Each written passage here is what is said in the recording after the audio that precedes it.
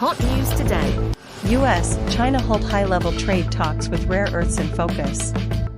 London, senior US and Chinese officials met in London on Monday, with a top economic advisor to President Donald Trump expecting the latest round of trade talks to result in Beijing promptly lifting its export controls on rare earth minerals. The second high-level meeting, following mid-May talks in Geneva, took place after Trump and Chinese President Xi Jinping spoke by phone last week, their first known direct communication since the U.S. president's inauguration for a non-consecutive second term in January. U.S. Treasury Secretary Scott Bessent, Commerce Secretary Howard Lutnick and Trade Representative Jamieson Greer attended the talks, which could also continue Tuesday. The trio met with a Chinese delegation led by Vice Premier He Lifeng, a longtime confidant of Xi who oversees economic affairs. On Monday, Kevin Hassett, director of the National Economic Council, struck an optimistic note about the meeting's anticipated outcome. Hassett said in an interview with CNBC that the talks are likely to end with a big, strong handshake.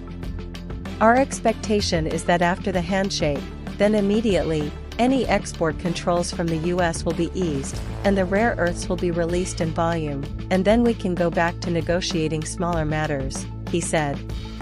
The 90-minute phone conversation between Trump and Xi on Thursday came after Washington and Beijing exchanged barbs over alleged violations of a preliminary agreement reached in Geneva.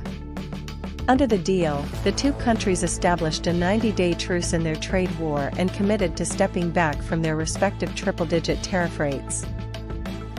In the days leading up to his call with Xi, the Trump administration expressed frustration over China's slow removal of export controls on critical minerals used in high-tech products, accusing Beijing of failing to uphold the terms of the initial deal. China had criticized the Trump administration for imposing discriminatory measures, including export control guidance on artificial intelligence chips and the revocation of visas for Chinese students studying in the United States. China's Commerce Ministry said Saturday that Beijing has approved a number of export license applications for rare earth-related items, citing global demand from industries such as robotics and new energy vehicles. However, it did not provide further details. China mines about 70% of the world's rare earths that are used in the production of smartphones, personal computers, and vehicles. As part of retaliatory measures against high U.S. tariffs, Beijing in April introduced export controls on 7 types of rare earth minerals. Amid a tit-for-tat tariff war, Chinese exports to the United States in May fell 34.5% from a year earlier to $28.8 billion, while Chinese imports from the country dropped 18.1% to $10.8 billion, customs data of the Asian powerhouse showed Monday. Kyoto. Thank you for watching. See you tomorrow.